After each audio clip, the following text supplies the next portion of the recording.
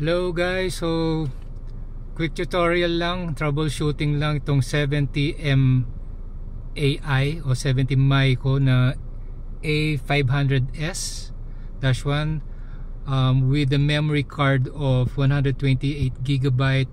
Yung Transcend yung nirecommend ng seller nito, yung original na seller sa online store. So ang problem nito kasi nung in-insert ko yung 128GB, right after kong na-update, na-set up lahat, na-install ko yung app sa aking phone, na-set up ko na lahat, na-reformat.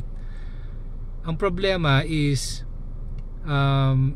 after turning off the engine, tapos i-turn on ko ulit, tapos mag-on ulit itong dashcam, ang problema, nagkakaroon ng ng error message or message na i-reformat ko daw uli yung memory card. So yung solution lang nito guys, just to save you all the troubles na ginawa ko, is update the firmware, no?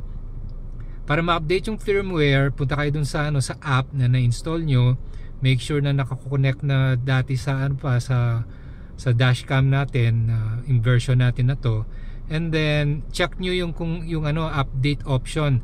Yung sa akin kasi automatic na na lumitaw na hey, may update na available, would you like to download it? So dinownload ko siya. So nakakonect yun sa aking wifi dito sa bahay, no? So after ko na download, kailangan niyang i-push dito sa sa dashboard cam natin, dashcam. So kailangan natin gawin nun is disconnect tayo sa wifi natin and connect dito sa hotspot nitong ating dashcam. So set up nitong dashcam natin to turn on yung hotspot niya, and then pag nakapag-connect na, i-push natin yung updated firmware dito sa ating dashcam. So after nun, na-set up na natin lahat, format again, etc. I-test nyo, mawawala yung yung sakit sa ulo na yun na reformat or format the memory card. Yun lang guys, quick update lang, bahala na kayo, sana nakatulong.